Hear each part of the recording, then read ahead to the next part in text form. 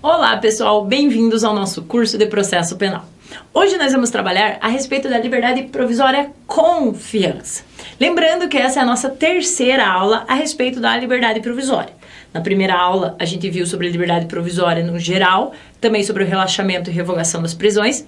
Na segunda aula a gente trabalhou com a liberdade provisória sem fiança e agora nós vamos trabalhar com o Instituto da Liberdade Provisória com fiança. Bora lá então? Primeira coisa que a gente precisa falar sobre fiança é sobre seu conceito e natureza jurídica. O que é fiança? Fiança é uma garantia real de cumprimento das obrigações processuais do réu. É uma garantia real porque ela tem como objeto coisas.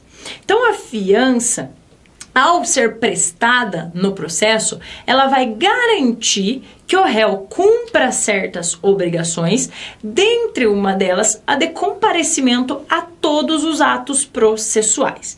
E por que eu falo em garantia real? Porque o objeto da fiança são coisas. A fiança tem como objeto coisas. E isso está previsto lá no artigo 330 do Código de Processo Penal, que diz o seguinte para a gente: a fiança, que será sempre definitiva, consistirá em depósito de dinheiro, pedras, objetos ou metais preciosos, títulos da dívida pública, federal, estadual, municipal ou hipoteca inscrita em primeiro lugar, ok?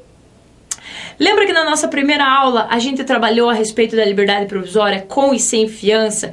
E eu falei para vocês que a liberdade provisória, antes do advento da Lei 12.403 de 2011, ela servia apenas como uma medida de contracautela de eventual prisão em flagrante. Então, só caberia a liberdade provisória antes da Lei 12.403 de 2011 se o sujeito tivesse sido preso em flagrante delito. Caso contrário, não seria cabível a liberdade provisória. Com o advento da Lei 12.403 de 2011, a liberdade provisória com fiança, ela deixa de ser apenas uma medida de contracautela, de eventual prisão em flagrante, e assume essa característica agora também de medida cautelar autônoma, podendo ser determinada pelo juiz, ainda que eu não tenha uma prisão em flagrante anterior.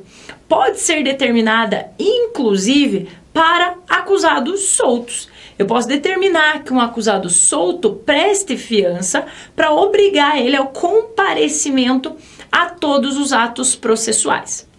Então, a partir da Lei 12.403 de 2011, a liberdade provisória com fiança adquire essa característica também de medida cautelar autônoma. Ela ainda segue sendo uma medida de contracautela, de eventual prisão em flagrante, mas ela agora assume essa característica de medida cautelar autônoma.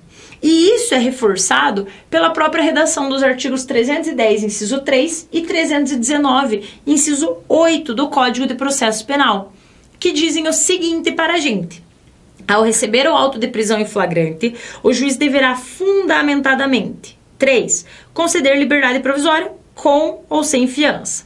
Artigo 319, são medidas cautelares diversas da prisão. Inciso 8, a fiança, nas infrações que admitem para assegurar o comparecimento a atos do processo, evitar a obstrução do seu andamento ou em caso de resistência injustificada à ordem judicial. Então a fiança, gente, ela deixa de ser apenas uma medida de contracautela e assume agora um caráter de medida cautelar autônoma, ok? A finalidade, então, da fiança agora é garantir o cumprimento das obrigações processuais do acusado. No momento que eu imponho a liberdade provisória com fiança, o acusado ele vai assinar um termo de que ele comparecerá a todos os atos processuais sob pena de revogação e substituição por outra medida cautelar ou ainda, se for o caso, a decretação da prisão preventiva. Além disso, a fiança ela serve para o pagamento também das custas de indenização do dano causado em razão do delito, bem como para o pagamento da multa, de eventual multa que venha a ser fixada em sentença condenatória, e ainda das custas processuais. Então a fiança ela também pode servir já para pagar o dano lá fixado, a indenização fixada lá na sentença penal condenatória, nos moldes do que dispõe o artigo 387, inciso 4 do Código de Processo Penal, ok? Qual é o momento para a concessão da fiança? Tem um momento específico, ela pode ser concedida a qualquer momento. Segundo o artigo 334 do Código de Processo Penal, a fiança poderá ser prestada enquanto não transitar em julgado a sentença condenatória. O que isso aqui quer dizer pra gente? Quer dizer que a fiança, ela pode ser concedida até o trânsito em julgado de eventual sentença condenatória. A fiança, então, não é só cabível na fase pré-processual, lá na fase de inquérito. Não. A fiança, ela cabe a qualquer momento, desde que não tenha ocorrido o trânsito em julgado de sentença condenatória. Para a concessão da fiança, há necessidade de oitiva do Ministério Público? Doutrina majoritária vai dizer que não. Não há necessidade do juiz abrir vistas para o Ministério Público para saber a opinião dele a respeito da concessão ou não de fiança. O juiz mesmo pode conceder e arbitrar o valor da fiança e, após isso, abrir vista para o Ministério Público. Mas não é necessário a oitiva do Ministério Público de forma prévia, de forma antecipada à concessão da fiança, ok? A fiança pode ser concedida pela autoridade policial? É possível que o delegado de polícia conceda fiança a um suspeito, a um investigado, a um indiciado? E a resposta é positiva. Porém, não são em todos os casos que isso será possível. O artigo 322 do Código de Processo Penal diz o seguinte para a gente: a autoridade policial somente poderá conceder fiança nos casos de infração cuja pena privativa de liberdade máxima não seja superior a 4 anos. Parágrafo único. Nos demais casos, a fiança será requerida ao juiz, que decidirá em 48 horas. Ainda o artigo 335 do CPP diz que, recusando ou retardando a autoridade policial a concessão de fiança, o preso ou alguém por ele poderá prestá-la mediante simples petição perante o juiz competente, que decidirá em 48 horas. Então é possível sim que a autoridade policial ela arbitre, conceda fiança ao acusado preso, porém o delito pelo qual ele está sendo acusado, pelo qual ele está sendo investigado, tem que ter pena máxima de 4 anos. Se passar de 4 anos, aí o delegado de polícia ele já não tem mais atribuição para arbitrar, para conceder fiança nesses casos aqui. Mas é perfeitamente possível sim que a autoridade policial conceda fiança, ok? Então não fica só a cargo da autoridade judiciária a questão da fiança. Outra coisa que merece ser falada a respeito de fiança é a respeito do valor da fiança, né? Já que o objeto da fiança são coisas, eu preciso estipular um valor aqui dessa fiança. E como que é feito esse cálculo? Como que eu sei quanto que eu vou arbitrar de fiança? Qual que vai ser o valor da fiança nos casos? E isso está previsto lá nos artigos 325 e 326 do Código de Processo Penal. Como, por exemplo, olha lá o inciso 1 do artigo 325. O valor da fiança será fixado pela autoridade que a conceder nos seguintes limites. Inciso 1. De 1 a 100 salários mínimos quando se tratar de infração cuja pena privativa de liberdade, no grau máximo, não seja superior a 4 anos. Aí o parágrafo 1º fala que, a depender da situação econômica do preso, essa fiança ela pode ser dispensada, pode ser reduzida, pode ser aumentada.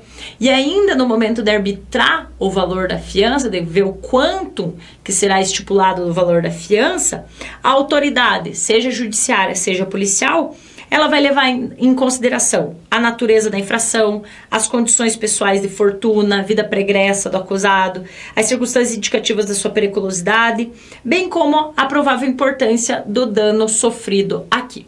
Então, são uma série de requisitos que serão levados em consideração para a fixação do valor da fiança. Lembrando sempre que, a depender da condição econômica do acusado, esse valor pode ser dispensado, reduzido ou até aumentado. Ok? Então vale a pena dar uma olhada nesses artigos 325 e 326. Ainda, em relação à fiança, a gente pode trabalhar em relação aos delitos inafiançáveis. Ou seja, são aqueles delitos que não admitem a concessão de fiança. Em relação a esse rol de delitos aqui, não será possível a liberdade provisória com fiança. Tá, Magda, mas daí esse sujeito vai permanecer preso sempre? Não, gente. Cuidado que, quando eu falo delito inafiançável, é que ele não vai admitir liberdade provisória com fiança. Porém, é perfeitamente possível a liberdade provisória sem fiança. É ainda possível o relaxamento da prisão. Lembra lá, o relaxamento é no caso de prisão ilegal. E ainda é possível também a revogação de eventual prisão preventiva ou temporária que tenha sido decretada nesses casos aqui. Então, a questão dos delitos inafiançáveis é que eles não admitem fiança, mas eles admitem liberdade provisória sem fiança, relaxamento e revogação, ok? Tá, Magda, e quais são esses delitos? O artigo 323 do Código de Processo Penal fala o seguinte pra gente: não será concedida fiança. 1. Nos crimes de racismo. 2. Nos crimes de tortura, tráfico ilícito de entorpecentes, drogas afins, terrorismo e dos definidos como crimes hediondos. 3. Nos crimes cometidos por grupos armados, civis ou militares contra a ordem constitucional e o Estado democrático. Ainda o artigo 324 fala pra gente que não será igualmente concedida fiança. 1. Aos que no mesmo processo tiverem quebrado a fiança anteriormente concedida ou infringido sem motivo justo qualquer as obrigações do artigo 327 e 328. 2. Em caso de prisão civil ou militar. 4. Quando presentes os motivos que autorizam a decretação da prisão preventiva. O inciso 3 não está aqui porque ele foi revogado, então não consta aqui. No 324, então, a gente também tem outras hipóteses de delitos que não serão concedido fiança. Outras hipóteses em que não será concedida fiança. Sobre essa ideia aqui, gente, muitas dessas previsões aqui, todas as previsões, inclusive do artigo 323, tem também previsão constitucional a respeito da não possibilidade de fiança. Olha lá comigo. Racismo, tá lá no artigo 5º. A prática do racismo constitui crime inafiançável e imprescritível, sujeito a pena de reclusão nos termos da lei. Tá lá, inafiançável. Crimes hediondos, tráfico de drogas, terrorismo e tortura. A lei considerará crimes inafiançáveis e insuscetíveis de graça ou anistia a prática da tortura, o tráfico de drogas, terrorismo e o definidos por crimes hediondos. Também tem previsão constitucional. A questão da ação de grupos armados, civis ou militares contra a ordem constitucional e o Estado democrático de direito. Constitui crime inafiançável e imprescritível a ação de grupos armados, civis ou militares contra a ordem constitucional e o Estado democrático. Sobre o artigo 324, que fala que também não será concedida fiança, a gente tem essa previsão dentro do próprio Código de Processo Penal, a respeito da quebra de fiança ou ainda o descumprimento das obrigações previstas nos artigos 327 e 328. O artigo 341 traz as hipóteses de quebramento de fiança, que a gente já vai estudar daqui a pouquinho, e o 327 e 328 trazem hipóteses de cumprimento que deverão ser cumpridas por aquele que está em liberdade provisória com fiança e que, se ele vier a descumprir, não será novamente concedida fiança. Então, esses são as hipóteses de delitos inafiançáveis, que não serão concedidos fiança. E vejo que o rol do 323 encontra amparo constitucional também. Então, esse 323, 324 é bastante importante para saber quando que não cabe fiança, ok? Ainda a gente precisa estudar alguns incidentes relativos à fiança. E o primeiro deles é o quebramento de fiança, previsto lá no artigo 341 e 343. O 341, voltando aqui, diz o seguinte: julgar-se-á quebrada a fiança quando o acusado, regularmente intimado para ato do processo, deixa de comparecer, deliberadamente praticar ato de obstrução do andamento do processo, descumprir medida cautelar imposta cumulativamente, resistir injustificadamente à ordem judicial ou praticar nova infração penal dolosa. Então lá estão as hipóteses que podem ocorrer e que vão ocorrer a quebra de fiança. Tudo bem, Magda, mas o que é o quebramento de fiança? O quebramento da fiança é a perda da metade do valor prestado a título de fiança. Segundo o artigo 343 do CPP, o quebramento injustificado da fiança importará na perda de metade do valor, cabendo ao juiz decidir sobre a imposição de outras medidas cautelares ou, se for o caso, a decretação da prisão preventiva. Então, a quebra da fiança é o descumprimento de uma daquelas hipóteses lá do artigo 341. E a quebra de fiança acarreta na perda de metade do valor da fiança. Então, o sujeito, quando ele incide na quebra de fiança, ele perde aquela metade do valor prestado. E essa parte será destinada ao Fundo Penitenciário Nacional. Então, a quebra de fiança é perda de metade do valor da fiança, ok? Um outro incidente relativo à fiança é a perda da fiança. O que é a perda da fiança? Perda da fiança, segundo o artigo 344 do CPP, diz o seguinte: entender-se-á perdido na totalidade o valor da fiança, se condenado o acusado não se apresentar para o início do cumprimento da pena definitivamente imposta. Artigo 345, no caso de perda da fiança, o seu valor, deduzidas as custas e mais encargos a que o acusado estiver obrigado, será recolhido ao fundo penitenciário na forma da lei. A perda da fiança, diferente da quebra, é a perda do total valor da fiança. Na quebra, o acusado perde metade do valor. Na perda da fiança, é perda integral do valor prestado da fiança. E aí, esse valor aqui perdido será destinado ao Fundo Penitenciário Nacional. Então, quando o acusado ele é condenado e é intimado para dar início ao cumprimento da pena, se ele não comparece sem motivo justificado, será decretada a perda da fiança, que é perder o valor integral da fiança. Ok? Um outro incidente relativo à fiança é a cassação da fiança, prevista lá no artigo 338 e 339 do Código de Processo Penal, que falam o seguinte pra gente: a fiança que se reconheça não ser cabível na espécie será cassada em qualquer fase do processo. E o 339 fala que será também cassada a fiança quando reconhecida a existência de delito inafiançável, no caso de inovação na classificação do delito. O que isso aqui quer dizer? Quer dizer que, de repente, foi arbitrada, foi concedida a fiança por um delito que não cabia a fiança.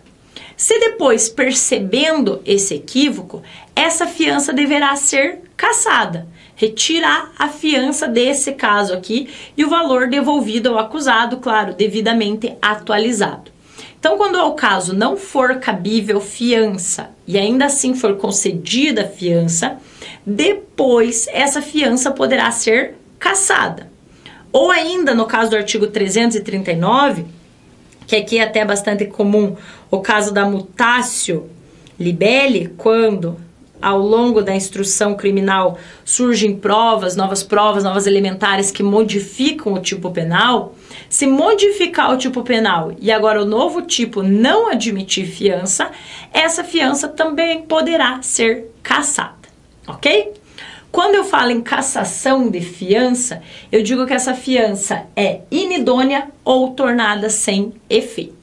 Então, quando a fiança é cassada, ela foi julgada inidônea ou ainda tornada sem efeito, ok?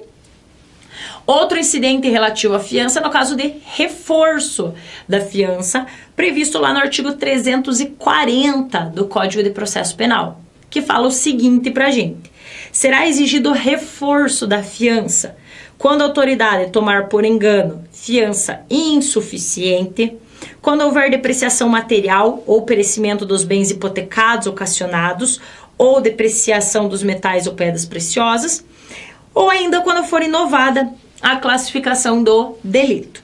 Parágrafo único. A fiança ficará sem efeito e o réu será recolhido à prisão quando na conformidade desse artigo não for reforçada.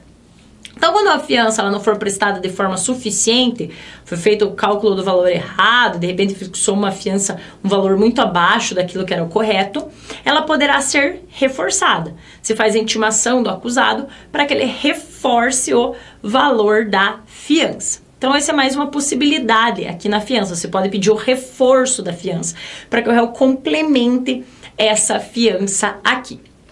A atenção em relação ao reforço da fiança está no parágrafo único, que fala novamente aqui: a fiança ficará sem efeito e o réu será recolhido à prisão quando na conformidade desse artigo ela não for reforçada. Esse recolhimento à prisão aqui ele ocorre de forma automática. Se intimou o acusado para reforçar a fiança e ele não reforça, ele será automaticamente recolhido à prisão? Cuidado, gente, que esse recolhimento à prisão não pode ser de forma automática. Segundo o professor Renato Brasileiro, esse recolhimento aqui, esse não cumprimento, essa intimação, primeira coisa que o juiz deve fazer é verificar se é possível a substituição da fiança por uma outra medida cautelar lá do artigo 319. E aí, em último caso, verificar se estão presentes os requisitos para a decretação da prisão preventiva. Então, esse recolhimento ali, apesar do parágrafo único falar em será, esse recolhimento ele não é automático. Primeiro eu verifico a possibilidade do artigo 319, aplicar uma outra medida cautelar, e aí se for o caso, em último caso, eu verifico se é possível a decretação da prisão preventiva, ok? Então toma cuidado que esse recolhimento ali não ocorre de forma automática, tranquilo? Ainda, gente, em relação a outro incidente relativo à fiança, a gente tem a dispensa da fiança, lá do artigo 350 do CPP, que a gente até estudou esse artigo aqui quando viu liberdade provisória sem fiança, lembro? Então vamos ver ele de novo aqui no caso de dispensa da fiança. Nos casos em que couber fiança, veja, cabe fiança ao caso, o juiz, verificando a situação econômica do preso, poderá conceder-lhe liberdade provisória, sujeitando-o às obrigações constantes dos artigos 327 e 328 desse Código e a outras medidas cautelares, se for ao caso. O que é esse artigo 350 aqui? O artigo 350 trabalha com a possibilidade de liberdade provisória sem fiança nos casos de pobreza do acusado, do preso. No artigo 350 é cabível a fiança.